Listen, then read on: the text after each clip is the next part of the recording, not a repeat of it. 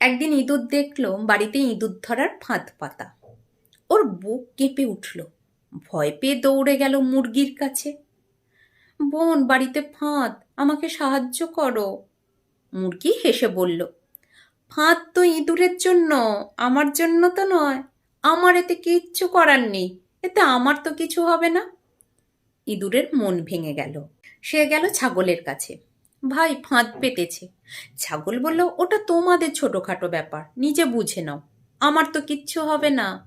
আরও হতাশ হয়ে ইঁদুর গেল গরুর কাছে। দিদি, তোমাকে আমায় বাঁচাতেই হবে। গরু হেসে বলল, ফাঁদ, আমার মতো বড় প্রাণীর কি হবে এতে? ইঁদুর বুঝে গেল কেউ তাকে সাহায্য করবে না, এটা তার বিপদ, অন্য কারো তো কিছু ক্ষতি হবে না, তাই এই নিয়ে তাদের কেন মাথা ব্যথা থাকবে। সেই রাতেই বিপদ নামল।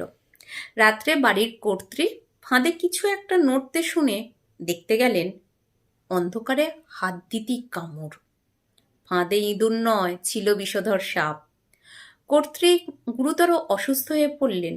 ডাক্তার এসে বললেন, গরম স্যুপ খাওয়াতে হবে। মুরগির স্যুপ? মুরগি যে বলেছিল আমার কিছু হবে না, সেদিনই হাঁড়িতে চড়ে গেল। অসুস্থতা বাড়ল। আত্মীয় স্বজনরা আসতে লাগলো। এত লোককে খাওয়াতে হবে। ছাগলটাকে কাটা হলো। এখনো কর্ত্রীর অবস্থা ভালো নয়, চিকিৎসায় আরও টাকা দরকার। বাধ্য হয়ে গরুটাকে বিক্রি করে দেওয়া হলো। শেষমেশ কর্ত্রী ধীরে ধীরে সুস্থ হলো। কিন্তু ফাঁদের ভয় যে ইঁদুরের ছিল, সে তার ছোট গর্ত থেকে সব কিছু দেখল, চুপচাপ, একেবারে চুপচাপ। এখানেই গল্পটা শেষ। শিক্ষা: কারো বিপদে পাশে দাঁড়ানো মানে নিজের ভবিষ্যৎকে নিরাপদ করা। কারণ আজ যার সমস্যা তোমার কাছে ছোট বলে মনে হয়, আগামীকাল সেই সমস্যায় তোমার দুয়ারে ধাক্কা দিতে পারে। কেউ সাহায্য চাইলে এটা আমার ক্ষতি করবে না, এই চিন্তা করো না। আজ তুমি চোখ ফিরিয়ে নিলে, কাল হয়তো পৃথিবী তোমার থেকে চোখ ফিরিয়ে নেবে। কাউকে কষ্ট দিলে সেটা ঘুরে ফিরে নিজের জীবনেই আঘাত করে।